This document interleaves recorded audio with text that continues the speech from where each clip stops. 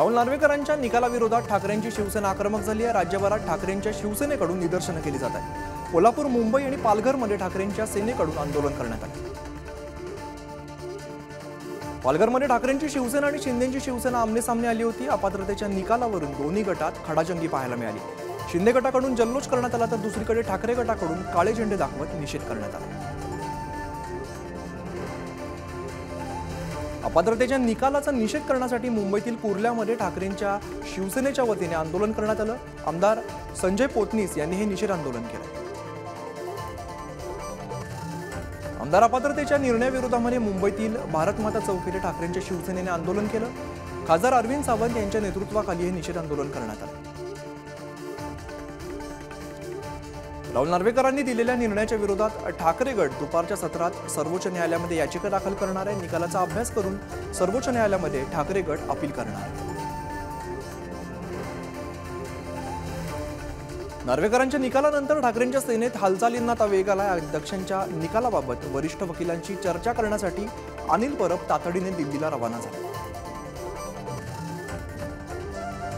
शिंदेच्या शिवसेनेचे प्रतोद भरत गोगावलेंचा व्हीप आता ठाकरेंच्या आमदारांना पाळावा लागणार आहे। व्हीप न पाळल्यास ठाकरेंचे आमदार अपात्र ठरणार का याकडे लक्ष लागलं आहे।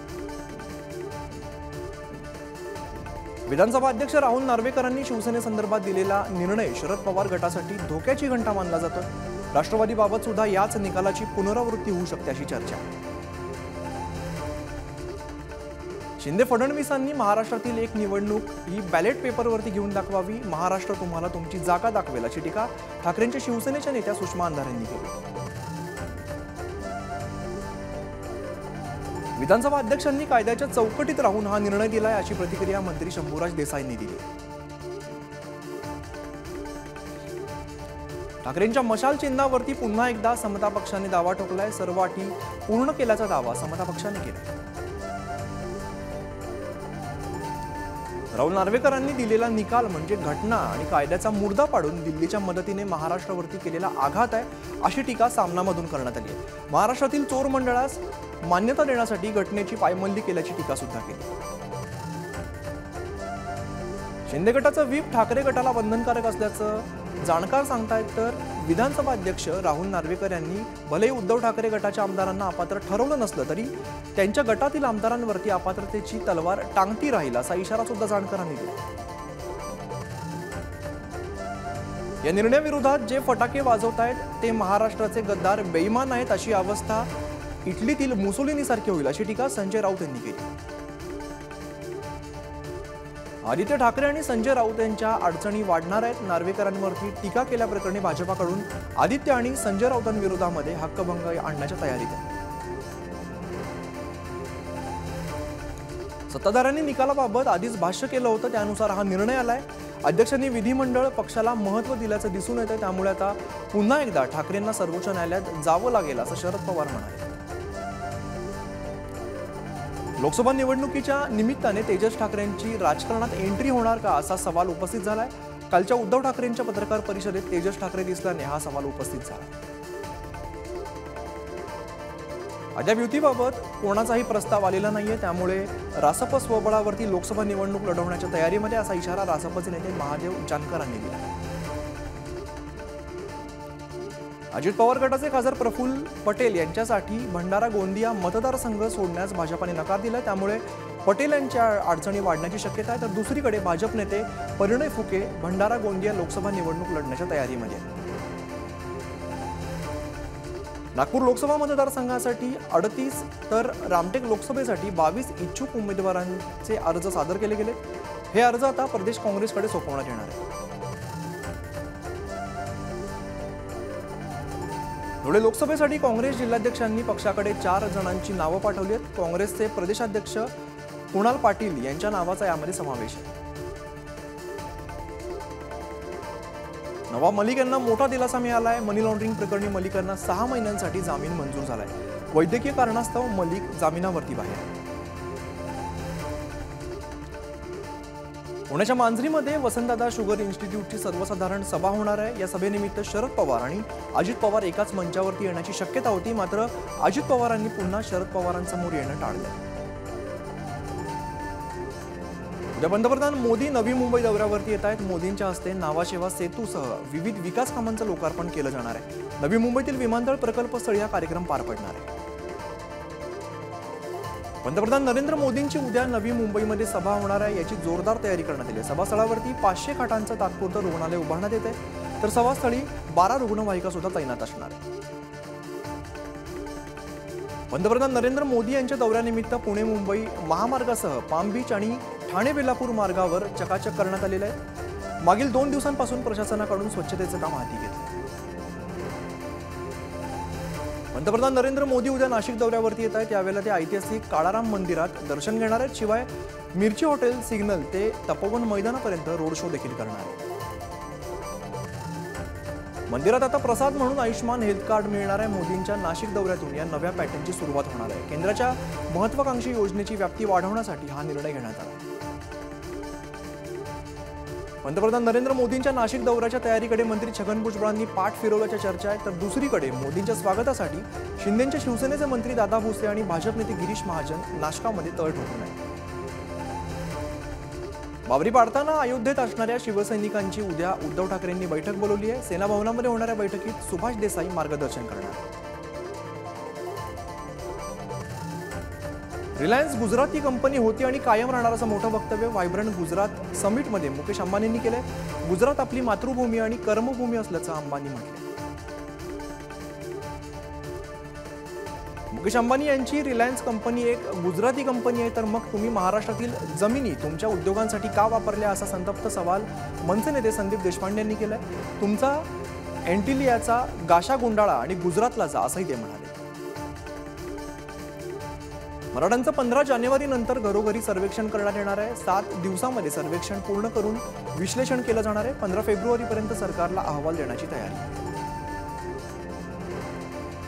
20 जानेवारीला मुंबईत होणाऱ्या जरांगेंच्या मराठा मोर्चासाठी आझाद मैदानावरती भव्य असा मंडप उभा करावा अशा सूचना मराठा क्रांती मोर्चाने मुंबईत झालेल्या बैठकीमध्ये केल्यात, तर जरांगेंच्या उपोषणाच्या नियोजनाबाबत सुद्धा यात चर्चा झाली। मुंबई पुणे एक्सप्रेस हायवेवर आज 2 तासांचा मेगा ब्लॉक असणार आहे। दुपारी 1:30 ते 3:30 वाजेपर्यंत मेगा ब्लॉक घेण्यात येणार आहे। यावेळेला सर्व प्रकारच्या वाहनांची वाहतूक पूर्णपणे बंद राहणार आहे। वाहतूक कोंडीच्या बाबतीत मुंबई जगातील टॉप 10 शहरात दुसऱ्या क्रमांकावरती। वाढती वाहन संख्या, अपुरे रस्ते, पायाभूत सुविधांची कामं, बेशिस्त चालक आणि वाहतुकीच्या नियमांचं पालन न करण्याची सवय यामुळे मुंबईतील वाहतूक कोंडीची समस्या गंभीर होते।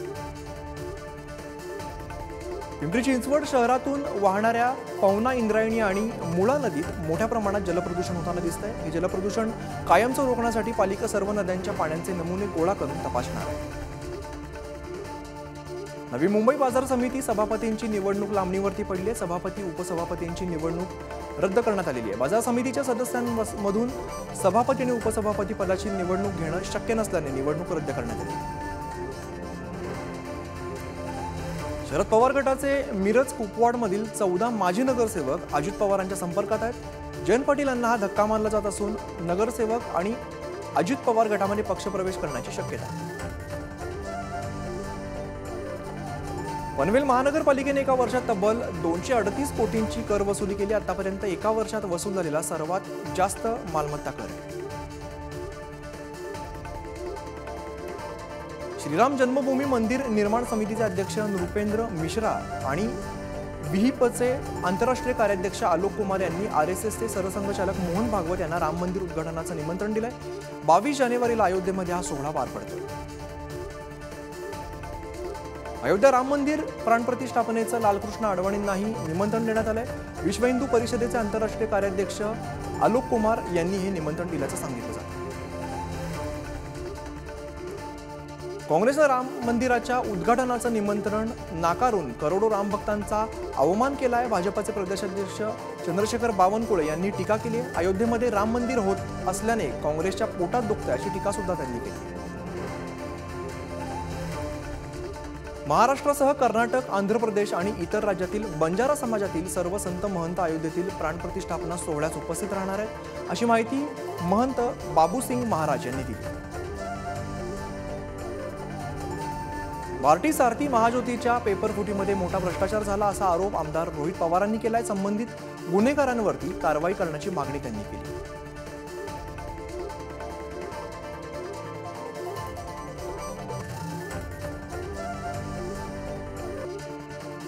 तलाठी भरती परीक्षेत घोळ झाला असून ही परीक्षा रद्द करावी अशी मागणी ठाकरेंच्या युवा सेनेने केली आहे, तर विद्यार्थ्यांच्या आयुष्याशी खेळणाऱ्यांविरोधात कठोर कारवाईची मागणी सुद्धा केली. आनंदाचा शिधा आता 22 जानेवारीला म्हणजे राम प्राण प्रतिष्ठापना सोहळा आणि शिवजयंतीलाही देण्यात येणार आहे. राज्य मंत्रिमंडळाच्या बैठकीमध्ये हा निर्णय घेण्यात आला. यामध्ये साखर, खाद्यतेल, चणा डाळ, रवा, मैद्यासह पोह्याचा सुद्धा समावेश आहे. राजमाता जिजाऊ यांची उद्या जयंती आहे आणि जयंती जन्मस्थळ असलेल्या बुलढाण्याच्या सिंदखेड राजा इथे मोठ्या उत्साहामध्ये ही साजरी होणार आहे. या कार्यक्रमाची तयारी आता अंतिम टप्प्यात आली. राजमाता जिजाऊ यांच्या जयंतीनिमित्त जालना जिल्ह्यात शाळांना सुट्टी जाहीर करण्यात आली आहे. जालना जिल्हा परिषदेने हा निर्णय जाहीर केला. मिरज रेल्वे स्थानकाजवळ इंटरलॉकिंग आणि सेटिंग लाईनचं काम अंतिम टप्प्यामध्ये आलंय. इंटरलॉकिंग काम संपल्यानंतर रद्द करण्यात आलेल्या गाड्या उद्यापासून पूर्ववत सुरू होणार आहेत. जिजाऊ जन्मोत्सव सोहळ्यानिमित्त वाहतुकीत बदल करण्यात आला आहे. उद्या दुपारी 1 वाजल्यापासून 12 जानेवारीच्या सकाळपर्यंत वाहतुकीत बदल असणार आहे, तर अवजड वाहनांना पर्यायी मार्गांचा वापर करण्याचं आवाहन करण्यात आलं.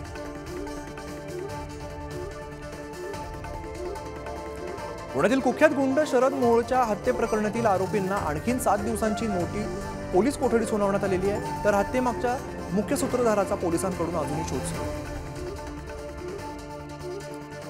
पुण्यामध्ये गँगस्टर शरद मोहोळला श्रद्धांजली वाहणारे फ्लेक्स लावण्यात आले. या बॅनरवरती शरद मोहोळचा देशभक्त असा उल्लेख करण्यात आलाय. या बॅनरची सर्वत्र चर्चा. शिवसेना पक्ष एकनाथ शिंदेंना मिळताच जालन्यातील मंठामध्ये कार्यकर्त्यांनी फटाके फोडून आनंद व्यक्त केला. यावेळेला दुचाकी रॅली काढून जल्लोषी करण्यात आली.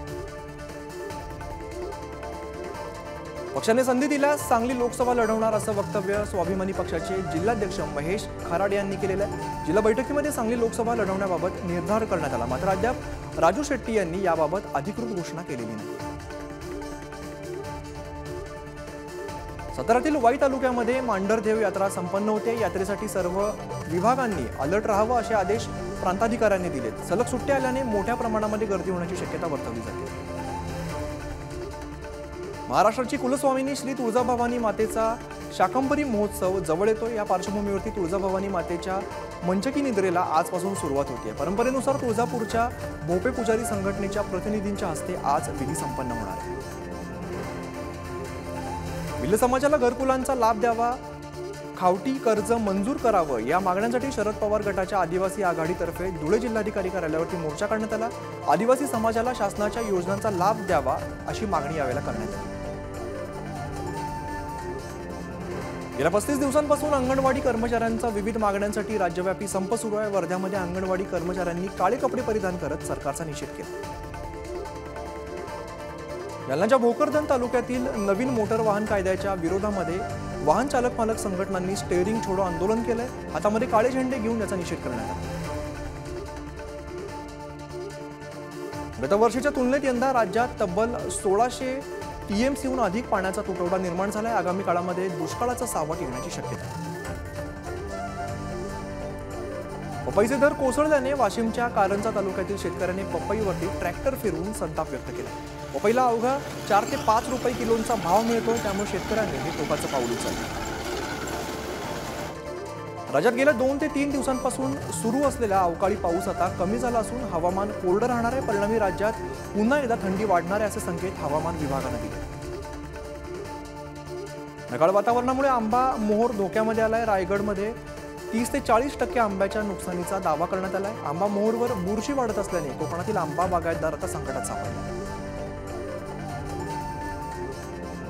धुळ्यामध्ये शेतकऱ्यांनी 12 एकर शेतामध्ये बोरांच्या विविध जातींची लागवड केली आहे. 3 महिन्यामध्ये 1000 ते 1200 क्विंटल बोरं निघत असून त्यामध्ये तब्बल 20 ते 22 लाख रुपयांचं उत्पन्न मिळतं. वाशिममध्ये ढगाळ वातावरणामुळे हरभरा पिकावरती मर रोगाचा प्रादुर्भाव वाढलाय, तर आधीच अवकाळी पावसामुळे काही शेतकऱ्यांना हरभऱ्याची दुबार पेरणी करावी लागली होती, त्यामुळे शेतकरी आता संकटात सापडले. नंदुरबारच्या परिसरामध्ये सांगरखेडा परिसरात अचानक आलेल्या अवकाळी पावसामुळे सांगरखेडा यात्रेमध्ये परराज्यातून आलेल्या व्यापाऱ्यांची मोठी धावपळ उडाली. मावळमध्ये ऊसाची रोगप्रतिकारक शक्ती वाढवून साखरेचं उत्पादन मिळवावं यासाठी संत तुकाराम सहकारी साखर कारखान्याकडून एप्रिल अखेरपर्यंत ऊसाच्या पाडेगाव जातीची सुमारे 15 लाख रोपं तयार केली जात आहेत। राज्यातील 5 तालुक्यात ऊस उत्पादक शेतकऱ्यांना याचा फायदा होणार आहे। पुण्यातील तळेगाव दाभाडे इथे डॉक्टर पंजाबराव देशमुख नैसर्गिक शेती मिशन योजनेअंतर्गत शेतकरी गट प्रशिक्षण संपन्न झाले। यावेळेला प्रशिक्षणामध्ये 5 शेतकरी गटातील 100 शेतकऱ्यांना तज्ञ मार्गदर्शकांकडून प्रशिक्षण देण्यात आले। नवी मुंबईत भटक्या श्वानांच्या संख्येमध्ये वाढ झाली आहे। 9 महिन्यांमध्ये तब्बल 11,000 नागरिकांना श्वानांनी चावा घेतला, त्यामुळे पालिकेच्या कामावरती स्थानिकांकडून नाराजी व्यक्त केली जाते। भिवंडी महानगरपालिकेने शहरातील अतिक्रमण हटवायला सुरुवात केली आहे, मात्र अनधिकृत मोबाईल टॉवरवर कोणत्याही प्रकारची कारवाई करताना महानगरपालिकेचे अधिकारी दिसत नाहीत, त्यामुळे मनपा कारवाई करेल का असा सवाल आता नागरिक करतात। बुलढाण्यामध्ये 2 वर्षांपूर्वी मंजूर झालेल्या सिंथेटिक ट्रॅकचं काम अजूनही सुरू झालेलं नाही, त्यासाठी आलेला निधी देखील परत जाण्याची भीती व्यक्त करत लवकरात लवकर ट्रॅक उभारण्याची मागणी आता खेळाडूंनी केली। मीरा भाईंदर महानगरपालिकेत अखेर पहिल्या टप्प्यामध्ये 50 खासगी सुरक्षा रक्षकांना कंत्राटी पद्धतीने रुजू करण्यात आले। सुरक्षा रक्षकांना सेवेतून कमी केल्यानंतर पुन्हा सेवेत रुजू करण्यासाठी आमदार गीता जैन यांनी प्रशासनाकडे पाठपुरावा केला होता। राष्ट्रीय युवा दिनाच्या निमित्ताने बुलढाणा जिल्हा आणि सत्र न्यायालयात कर्मचाऱ्यांच्या आरोग्य तपासणी शिबिराचं आयोजन करण्यात आले। न्यायाधीशांसह वकील आणि न्यायालयीन कर्मचाऱ्यांनी आरोग्य तपासणी केली। नंदुरबार जिल्ह्यातील शहादा आणि तळोदे पालिकेच्या हद्दवाढीसाठी अनेक वर्षांपासून पाठपुरावा सुरू होता। या अंतर्गत अनेक नवीन कॉलनी शहरात समाविष्ट होणार असून त्यांच्या पायाभूत विकास कामांसाठी आता निधी उपलब्ध होणार आहे। बुलढाण्यातील मोहे गावामधील दारूसह सर्व अवैध धंदे बंद करावेत या मागणीसाठी गोरसेनेने ग्रामपंचायतीसमोर आंदोलन केलंय। अनेकदा निवेदन देऊन सुद्धा कारवाई न झाल्याने उपोषण करण्यात येते। राज्याचे दुसरे मुख्यमंत्री मारोतराव कन्नमवार यांची मोठ्या उत्साहामध्ये जयंती साजरी करण्यात आली। जयंतीनिमित्त वर्ध्यामध्ये बाईक रॅलीसह विविध कार्यक्रमांचं आयोजन करण्यात आलं। बुलढाणा शहरामध्ये पहिल्यांदाच राज्यस्तरीय क्रीडा महोत्सवाचं आयोजन करण्यात आलंय। 4 फेब्रुवारी हा खेळाचा महाकुंभ चालणार आहे। यात जवळपास 1 कोटी रुपये बक्षिसांची उधळण होणार आहे। कोरोनाच्या काळामध्ये केलेल्या कामाचा मोबदला देण्यात यावा या मागणीसाठी 10 कंत्राटी आरोग्य कर्मचाऱ्यांनी बुलढाणा जिल्हाधिकारी कार्यालयासमोर उपोषण सुरू केलंय। मानधन न मिळाल्यास सामूहिक आत्मदहनाचा इशाराही देण्यात आला। नंदुरबारच्या शहादा शहरामध्ये नायलॉन मांजाची विक्री करणाऱ्यांवरती कारवाई करण्यात आली। या प्रकरणी एका विक्रेत्यावरती गुन्हा दाखल करण्यात आलेला असून 6,000 रुपये किमतीचे 11 नग जप्त करण्यात आले। या बातमीच्या बुलेटिनमध्ये इथेच थांबतोय। पाहत राहा पुढारी न्यूज।